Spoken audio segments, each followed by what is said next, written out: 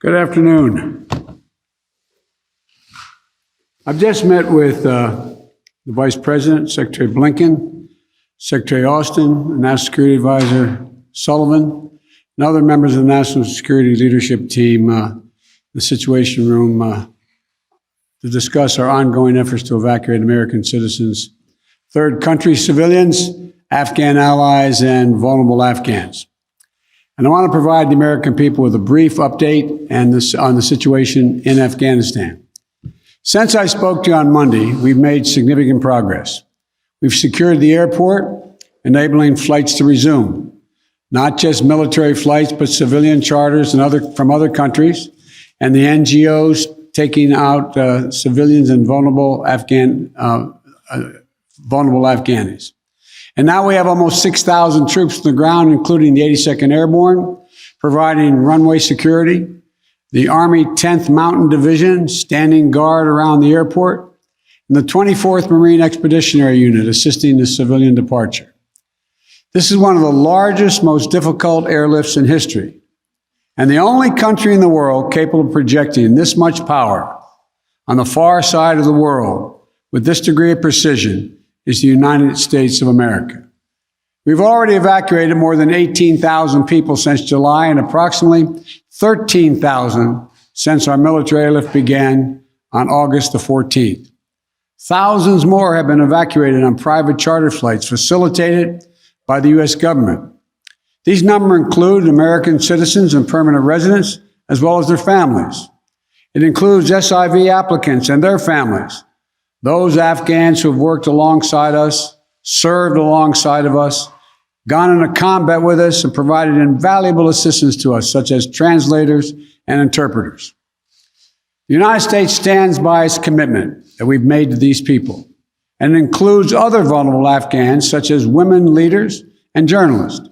In fact, working in close coordination with the management of the New York Times, the Washington Post, and the Wall Street Journal, we have successfully evacuated all 204 of their employees in Afghanistan on U.S. military aircraft earlier this week.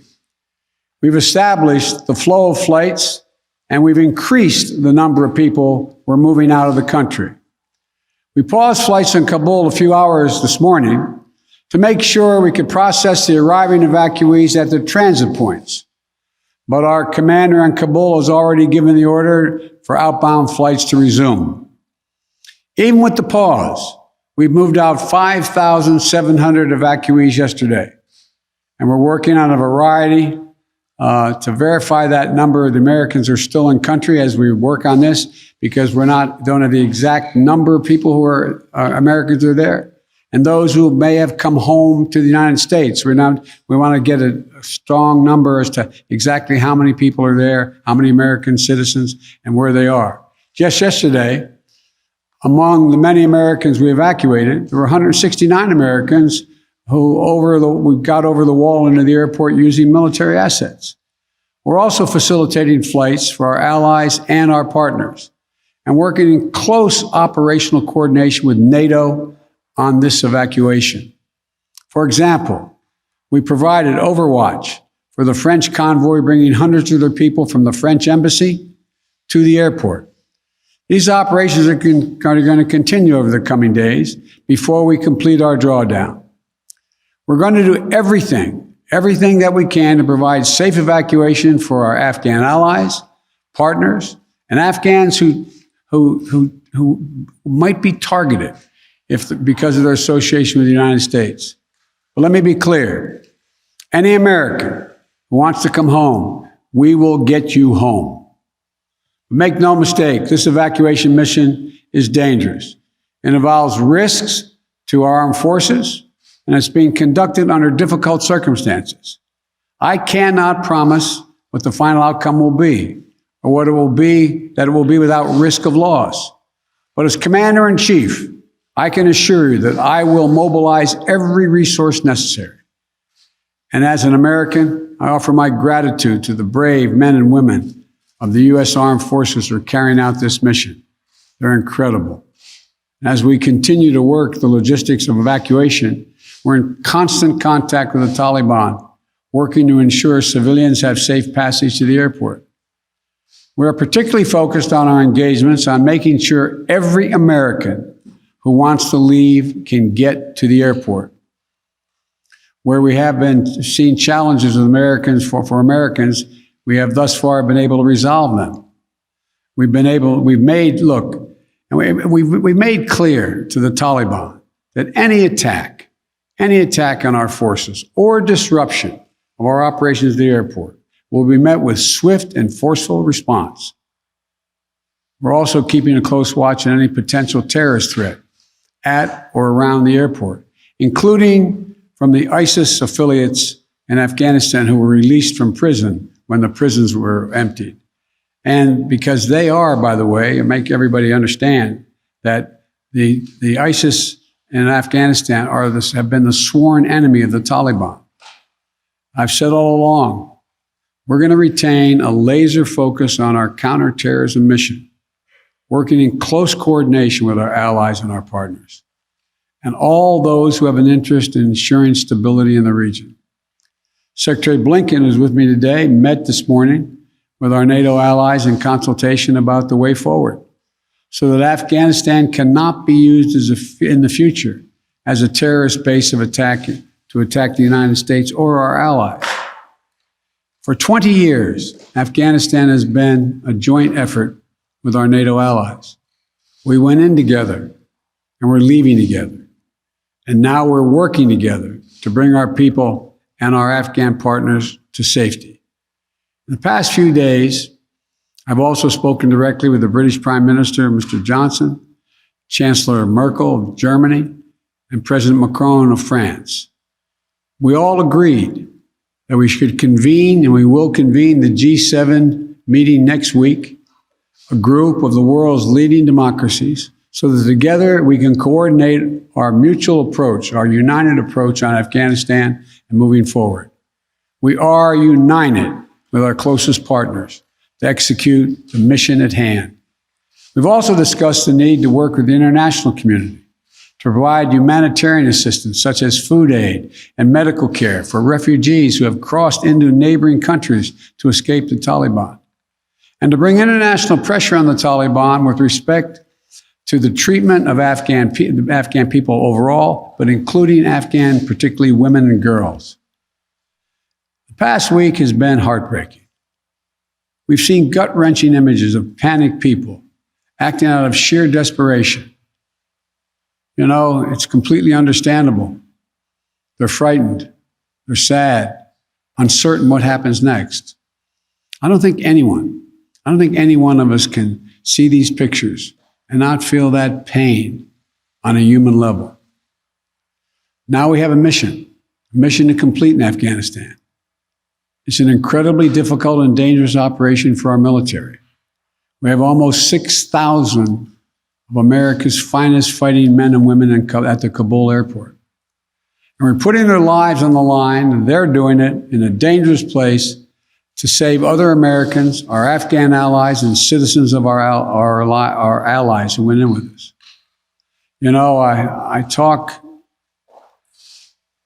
to our commanders on the ground there every single day, as I just did an hour or so ago. And I made it clear to them that we'll get them whatever they need to do the job. They're performing to the highest standard under extraordinarily difficult and dynamic circumstances. Our NATO allies are strongly standing with us, their troops keeping sentry alongside ours in Kabul. As is the case, whenever I deploy our troops into harm's way, I take that responsibility seriously. I carry that burden every day, just as I did when I was vice president and my son was deployed to Iraq for a year. There'll be plenty of time to criticize and second guess when this operation is over. But now, I'm focused on getting this job done. I would ask every American to join me in praying for the women and men risking their lives on the ground in the service of our nation. As events evolve over the coming days, my team and I will continue to share the information and update the American people on exactly where things are. We'll use every resource necessary to carry out the mission at hand and bring to safety American citizens, and our Afghan allies. This is our focus now. And when this is finished, we will complete our military withdrawal and finally bring to an end 20 years of American military action in Afghanistan. Thank you. May God bless you, our troops, our diplomats, and all those serving in harm's way. And now I'll take questions. AP, Zeke Miller. Thank you, Mr. President. You have in your election ushering an era where people can count on America to live up to these promises. You promised to lead Afghanistan, but you also promised not to help to bring out those who helped America in its war effort. We've seen these heart-wrenching images at the Kabul airport of people trying to get there, say nothing of the people who can't get to that airport. You made the commitment to get American troops out, to get American citizens out. Will you make the same commitment to those who assisted in the American war effort over the last 20 years, number one? And then number two, what is your message to America's partners around the world who have criticized not the withdrawal, but the conduct of that withdrawal and made them question America's credibility on the world stage? I have seen no question of our credibility from our allies around the world. I've spoken with our NATO allies. We've spoken with NATO allies, the Secretary of State. Our national security advisor has been in contact with his counterparts throughout the world and our allies, as has the general, I keep calling him a general, but my Secretary of Defense. The fact of the matter is, I have not seen that. Matter of fact, the exact opposite I've gotten. The exact opposite thing is we're acting with dispatch. We're acting committing to what we said we would do. Look, let's put this thing in perspective here. What interest do we have in Afghanistan at this point with al-Qaeda gone? We went to Afghanistan for the express purpose of getting rid of al-Qaeda in Afghanistan, as well as getting Osama bin Laden. And we did. Just imagine if that attack, if bin Laden had decided with al-Qaeda to launch an attack from Yemen, would we ever gone to Afghanistan? Would there ever be any reason we'd be in Afghanistan? Controlled by the Taliban? What is the national interest of the United States in that circumstance? We went and did the mission. You've known my position for a long, long time. It's time to end this war. The estimates of the cost of this war over the last 20 years range from a minimum of $1 trillion to a think tank at one of the universities saying $2 trillion. That's somewhere between $150 million a day and $300 million a day. The threat from terrorism has metastasized. There's a greater danger from ISIS and al-Qaeda and all these affiliates in other countries by far than there is from Afghanistan. And we're going to retain an over-the-horizon capability that if they were to come back to be able to take them out, surgically move. So this is where we should be. This is about America leading the world. And all our allies have agreed with that. And by the way, before I made this decision, I was at the G7 as well as met with our NATO partners. And I told them all, every one of them knew and agreed with the decision I made to jointly end our involvement in Afghanistan.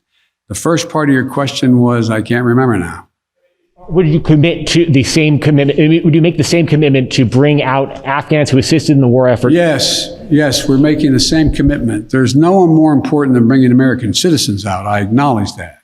But they're equally important almost as all those SIVs, we call them, who in fact helped us. They were translators. They went into battle with us. They were part of the operation. As well as we're also trying to get out as many NGOs, non-government organizations, women's organizations, et cetera. We're doing all we can. In the meantime, Secretary Blinken and I am going to be working with our allies to see to it that we can bring international pressure on the Taliban they're looking to gain some legitimacy. They're going to have to figure out how they're going to maintain that country. And there's going to be harsh conditions, strong conditions we're going to apply, and it will depend on whether they get help based on whether or not how and well they treat women and girls, how they treat their citizens. So this is just beginning on that score. stay past the 31st to make that happen, to bring all the Americans out, to bring those SIVs out? I think we can get it done by then, but we're going to make that judgment as we go. Now, Justin Sink of Bloomberg. Thank you, Mr. President. You just said that you would keep a laser focus on counterterrorism efforts, and that you don't see as great of a threat of terrorism from Afghanistan as other parts of the world.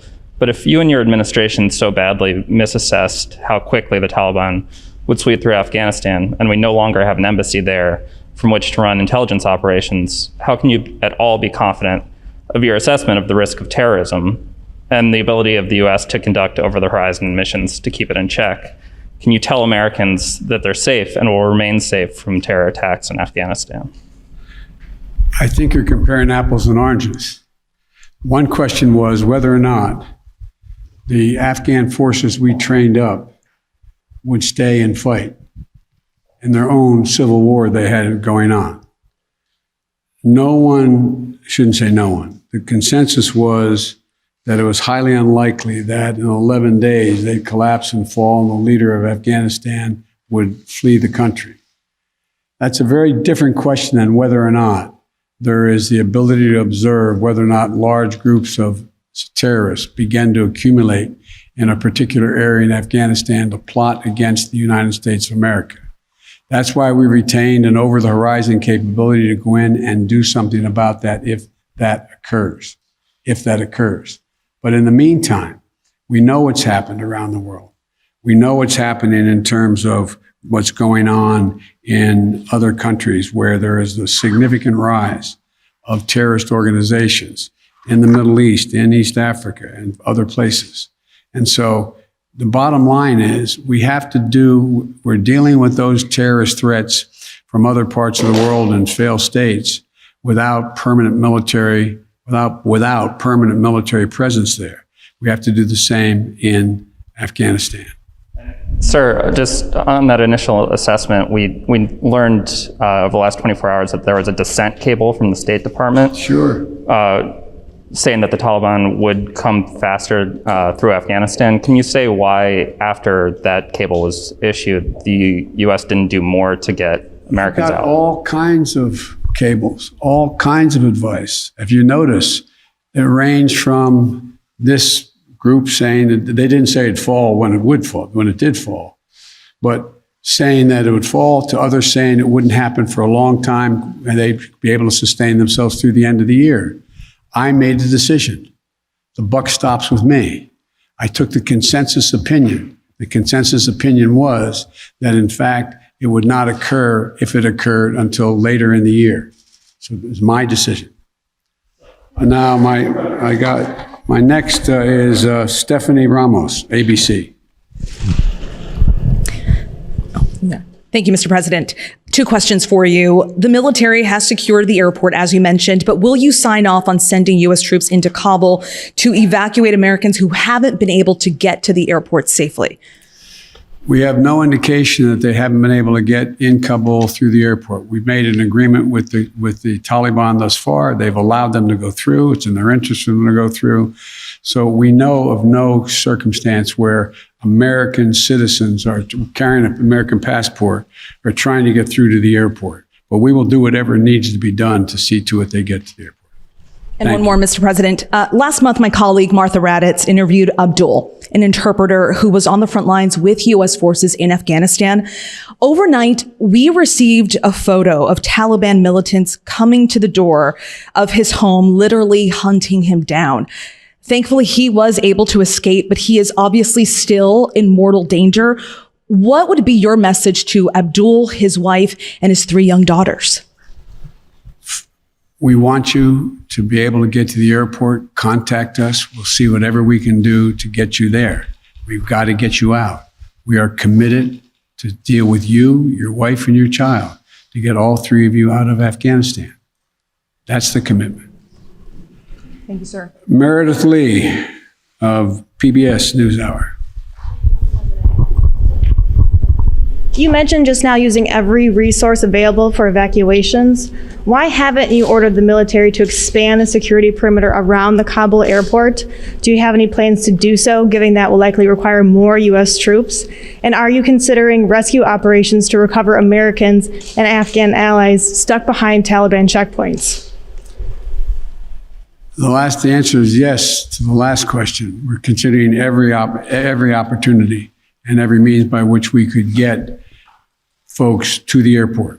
That's number one. Number two, the reason why we have not gone out and started and set up a perimeter way outside the airport in Kabul is that it's likely to draw an awful lot of unintended consequences in terms of people who, in fact, are not part of the Taliban. We've been in constant contact with the Taliban leadership on the ground in Kabul, as well as the Taliban leadership at Dahou.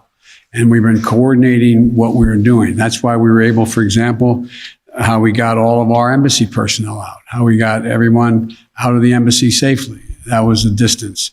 That's how we helped get the French out and out of their embassy. So the question remains, there will be judgments made on the ground by the military commanders at the moment, and that I cannot second guess each of those judgments to be made. But the idea of, again, let me get back to the fundamental point I made at the outset. When the decision was made by me that, and it was made some time ago, and I ran 4 presidents saying I wanted to get us out of Afghanistan. One of the things that is a reality is people now say to me and to others, and many of you say it on air, that why did we have to move because no Americans are being attacked? Why did we withdraw those? Why did we agree to withdraw 2,500 troops? No Americans are being attacked. As I said before, the reason they weren't being attacked was part of an agreement that Trump had made a year earlier. We will leave by May 1st, he said, as long as there's no attack on Americans in that year period. Number one. Number two, the Taliban was taking large swaths of the countryside, north and south. None of the major areas, none of the major points of the capitals of each of these provinces. But they were all over the country. And the idea that if I had said on May the 2nd or 3rd, we are not leaving, we are staying, does anybody truly believe that I would not have had to put in significantly more American forces, send your sons, your daughters, like my son was sent to Iraq, to maybe die? And for what? For what? So the only rational thing to do, in my view, was to set up and pre-position American forces for the purpose of evacuation and the aircraft to pre-position those ahead of time so that we would be able to begin the process of evacuation of American citizens, SIVs, and others who helped us. The last point I'll make is this. Look, if we had decided 15 years ago to leave Afghanistan, it would have been really difficult. If we decided 5 years ago, if we continued the war for another decade and tried to leave, there's no way in which you'd be able to leave Afghanistan without there being some of what you're seeing now. But what we've done so far is we've been able to get a large number of Americans out, all our personnel at the embassy out, and so on. And thank God, so far, knock on wood, we're in a different position. Scott Detrow. Scott, NPR. Thank you, Mr. President. I just want to follow up on something you said a moment ago. You said that there's no circumstances where American citizens cannot get to the airport. That doesn't really square with the images we're seeing around the airport, with the reporting on the ground from our colleagues who are describing chaos and violence. Are you saying unequivocally that any American who wants to get to the airport is getting there and getting past the security barrier and to the planes where they want to go? I thought the question was, how can they get through to the airport outside the airport? And the answer is, to the best of our knowledge, the Taliban checkpoints, they are letting through people showing American passports. Now, that's a different question when they get in the rush and crowd of all the folks just outside the wall near the airport. That's why we had to, I guess, was it yesterday or the day before, we went over the wall and brought in, how many? 169 Americans. So it is a process to try to figure out how we deal with the mad rush of non-Americans, those who didn't help, those who are not on the priority list, just any Afghan to be able to get out of the country. And so my guess is that no matter what, under what circumstances there's not a whole lot of Afghanis. There's a whole lot of Afghanis that just as soon come to America, whether they're any involvement with the United States in the past at all, rather than stay under Taliban rule or any rule.